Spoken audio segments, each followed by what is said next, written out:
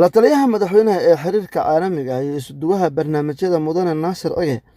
ayaa booqday ganacsiyada kala duwan ee Soomaalidu ku leedahay magaalada Cape Town ee dalka Koonfur Afrika gaar ahaan xaafadda ay Soomaalidu ka degto ee Bellville. La taliyaha ayaa intii uu booqashada ku jiray warbixino ka dhageystay ganacsatadii uu la kulmay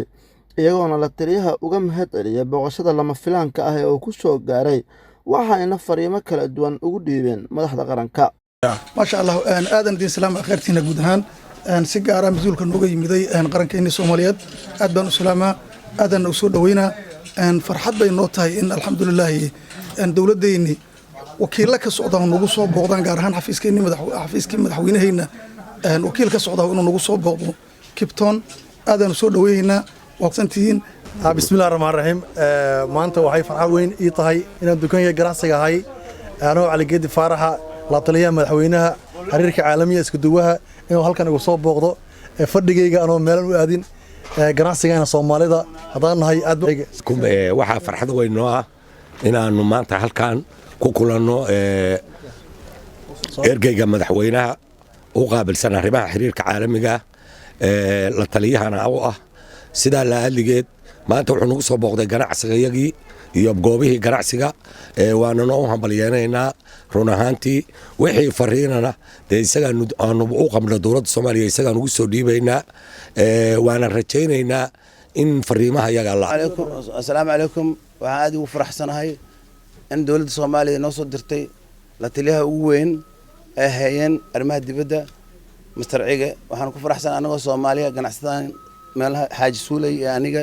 iyo odayaasha أنا سومالنا هاي وكنا والله ماشان ودواتون بدن جيران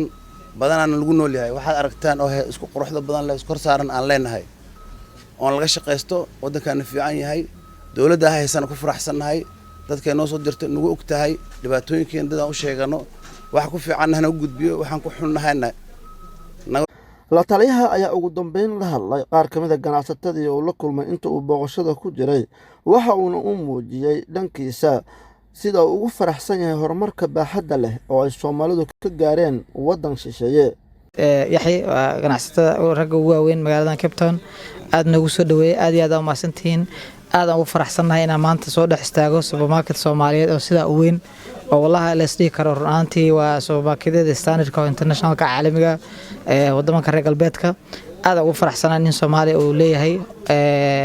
mid kale aad ugu faraxsanahay waxa weeye inaanu macnaha aragno shaqo abuur aad u weyn inta leego dhalinyaro intaas oo Soomaaliya 60 ku dhawaada inay halkan ka shaqeyso aad baan ugu faraxsanahay adeena aad iyo aad kaaga mahad celinayaa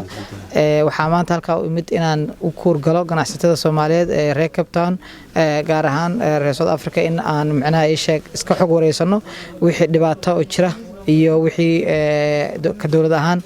aanu kala qaban karno arrimahaas arrimo badan oo soo noqnoqday way jiraan oo la ku saabsan in la dilo ama la dhaco ama hantidooda la burburiyo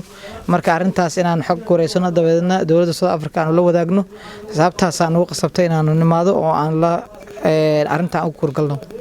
aad iyo aad ma santiin Abdullahi Ibrahim Dasar warbaahinta qaranka Soomaaliya Cape Town Koonfur Afrika